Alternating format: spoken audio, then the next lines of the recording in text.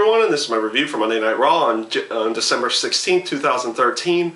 And, of course, this was the follow-up show from the TLC pay-per-view. If you watched that review, I basically said that, you know, the show was good, but it wasn't what it was supposed to be, which was supposed to be like this special night and everything.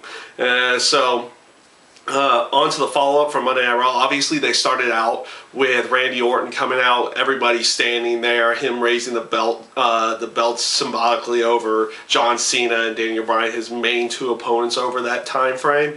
And, you know, that honestly came off really good in my mind. I like the way that they did that to start out the show. All honesty, I probably haven't actually said this yet, but one thing that I've never really cared for was Randy Orton on the mic. So, you know, he went through his normal spiel.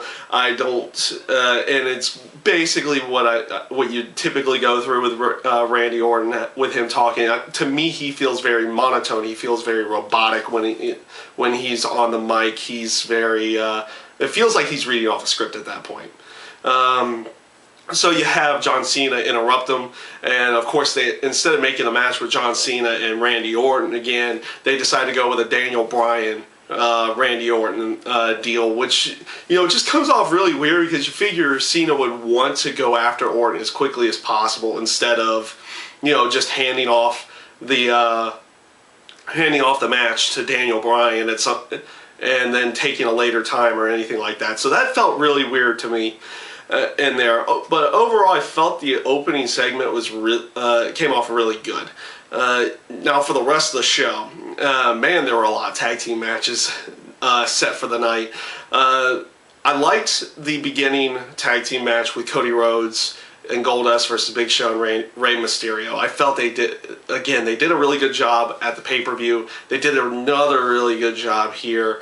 You know, I do like the aspect that they are probably going to be keeping Mysterio and Big Show as a team. That whole big guy, little guy dynamic does really work. That type of tag team really does work. So this should work really well for a while, depending how long they really want to keep them two out of the singles competition. Cody Rhodes and Goldust have always been working really good as a team. This match came off really good. The only annoying thing that I found about this match wasn't the match. It was the announcers. And they took a good like 2-3 minute time frame where they decided to do this crazy selfie on there, and then of course talking about that instead of, you know, continually going on about the match. So I found that really annoying. Honestly, that's one thing that I have been finding really annoying as of late, has actually been the announce team. You have this whole dynamic with you know, King and Cole being the faces and JBL being the heel, and JBL does play a good heel to an extent, just as long as he's not constantly yelling, and that's what he seems to be doing a lot of recently. He's just yelling at Cole and King and not really getting across his point against making, you know, the heel, or being for the side of the heel in that ring. And then he'll even blur the lines. Like at the end of the show, he blurred the lines with Randy Orton, you know, saying how he didn't like the way that the match ended and everything. Which, by the way, the match with Daniel Bryan and the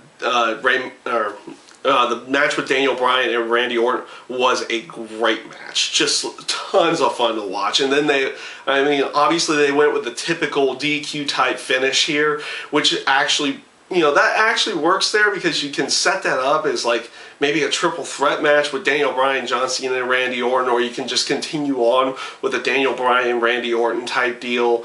But I have the feeling they'll be going the more triple threat match type route, which could be a lot of fun as well, seeing where they can go with that storyline and where they can go with that. But, you know, just back with the announcers there, it's just like, you have JBL blurring the lines between being somewhat of a face and an overbearing heel.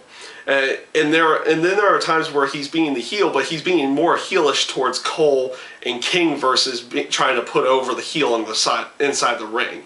And like I said, at the end of the match, you have him, basically being all for Randy Orton, being the face of the company and everything, and then Randy Orton does the low blow, and then he completely changes his tone about him.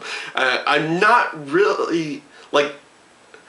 JBL can obviously talk. I'm just not liking where his character is at this point in time. He blurs too many lines. If there's going to be anybody blurring lines between face and heel in this case, it needs to be Stephanie and Triple H, because they are the authority. So they're going to make a lot of the matches there. Matter of fact, I'm kind of hoping they just get rid of the general managers in all purposes right now, because they serve no purpose at all. Having Vicky Guerrero and Brad Maddox being general managers of Raw, you don't really see them there, or Raw and SmackDown. You don't really see them all that much. If anything, you have Kane being the whole director of operations type deal, doing more than the general managers will. So I think they really need to be getting rid of the general manager spots at this point in time. Hopefully have Vicky manage, and then have Brad Maddox do something else. But yeah, overall, I felt Monday Night Raw, it was a lot of tag matches. Interesting to see that they're continuing with Mark Henry and Big E Langston as a tag team. I didn't really like the fact that they were going over Jack Swagger and Antonio Cesaro. I feel that they need to be pushed a little bit more in the tag team division. And obviously Mark Henry and Big E Langston is going to be a temporary thing, because Big E needs to be focusing more with they need to be focusing more with Big E on the Intercontinental title than him in the tag team. Of course, they had another Divas tag match, which really didn't further any kind of storyline outside of, well, actually it didn't really further any storyline at all at that point in time. But just overall a lot of tag matches. Obviously they did a little bit more with CM Punk and the Shield. They teamed up with the Usos. Again, another great match. You've seen this plenty of times with the Usos and the Shield, but you add CM Punk in there, makes it even better. It's just a little weird that they decided not to work with a little bit more dissension. They didn't really try to further the storyline of the dissension within the ranks of the Shield at this point.